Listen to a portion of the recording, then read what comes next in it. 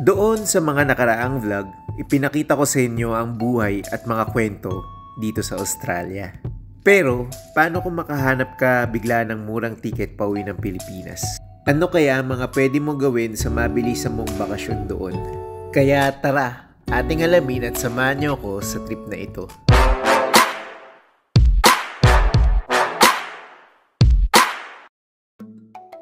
Bali dun sa nakaraang vlog, ako nga'y umuwi ng Pilipinas nang walang nakakaalam sa aking mga pamilya at kaibigan.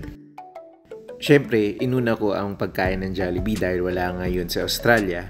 At sumunod naman nito ay ang aking pag-uwi na sa aming bahay na kung saan sinurpresa ko ang aking mga magulang at aking kapatid. At dun sa mga sumunod na araw, sinurpresa ko ang aking mga kaibigan. Anyway, sa vlog na ito, gawin natin ang mga bagay na hindi natin nagagawa sa Australia habang nagbabakasyon tayo dito sa Pilipinas. Dahil meron pa akong mga hindi na surpresang mga kaibigan, sinabi ko sa kanila na meron akong ipapadala sa kanila na galing Australia at hindi nila alam na ako yung padalang yun. So anyway, tignan nyo ito, nakakatawa ito. Sobrang nagulat yung aking kaibigan na si Mark.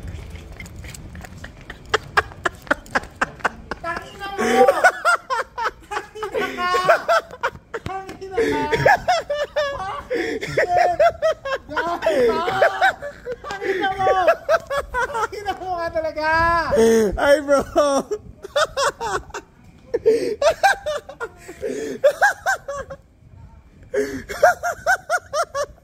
Sino ka na dito ka? Pamilya ko pa lang. Tsaka yung mga Project friends ko. Ay nabudol! Sabi ko tawag kita.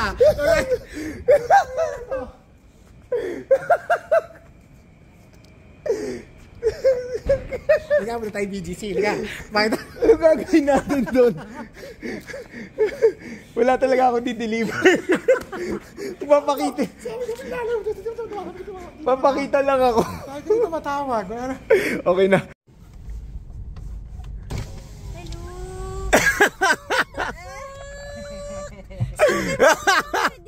Bro, nakontsaba ko na siya. Sabi mo wala. Hi, dali. Ano ba yan? Ano, naisaan ba kita? Hello. Siyempre, kahit na nasa bakasyon tayo, meron pa rin akong online class mula sa Australia. Kasama ang aking paboritong keto milk tea na wala sa Australia, ang The Red Heifer, na iniinom ko dito sa may Cafe Uno, which is sobrang relaxing ng place. Pagkatapos naman ng klase, pumunta ako ng Exceed Fitness para mag-basketball at mag-shooting, which is yung court na yan na nakikita nyo. Gawa namin yan ng aking kaibigan sa Exceed Fitness. At syempre, hindi mawawala ang gym dahil marami nga akong kakainin sa bakasyon na ito para at least medyo nababalance yung pagkain ko ng madami sa pag-workout ko. Bali parang naging a day in a life na tong vlog na to sa stay ko sa Pilipinas.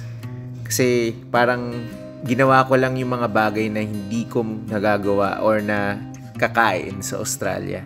So anyway, ngayon, nandito ako at nagpunta ako sa SM City North EDSA, which is paborito kong mall nung kabataan ko. At syempre, dahil nga walang Jollibee sa Australia, inuna ko ang aking dinner sa Jollibee. Chicken sandwich naman at saka Jolly Spaghetti with Chicken Joy.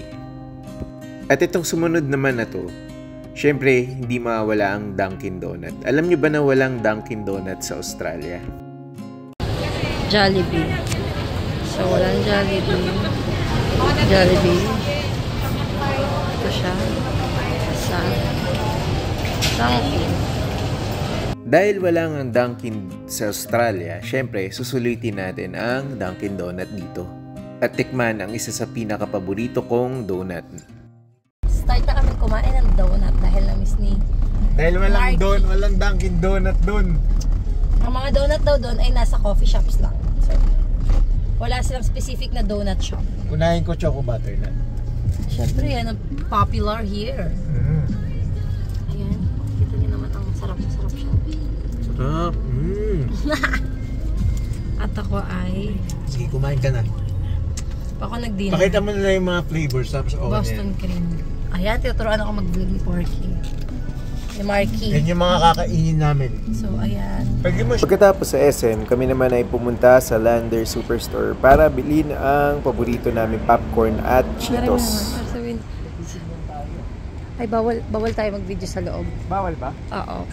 Ay, di yung ganyan lang. Oo. Pakita mo lang yung lahat. Landers Superstore. Tara, mili tayong popcorn yung wala sa Australia. Ang dami yung wala Australia, ha?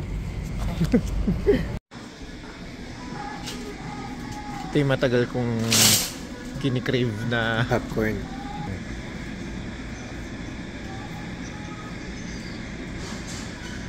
Wala rin ganang Cheetos dun. Ito, mas mura. Kuha tayo dalawa. Okay na. Boom! I'm done.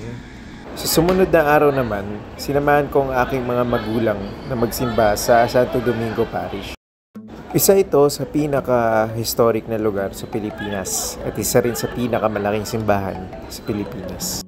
Siyempre, ang pag-uwi sa Pilipinas, hindi mawawala ang kainan. Nandyan ang JT's Manukan na in-order namin ng, hindi ko alam kung anong tawag dyan, sisig, siyempre isaw at chicken.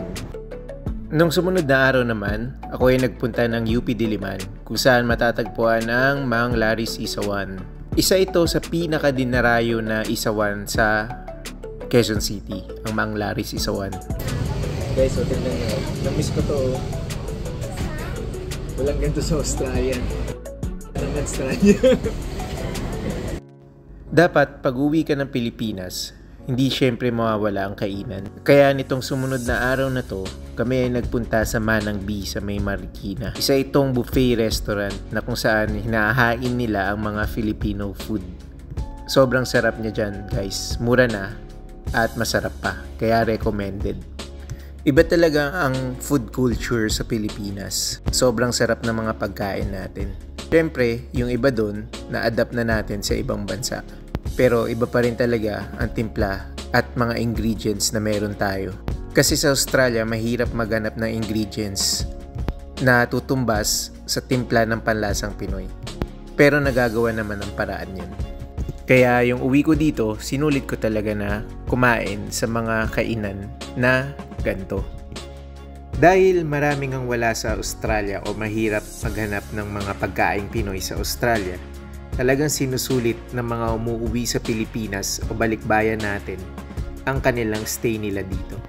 Anyway, sa susunod na video, tignan pa natin ang mga pwedeng gawing food trip, pasyal, at syempre quality time with family and friends.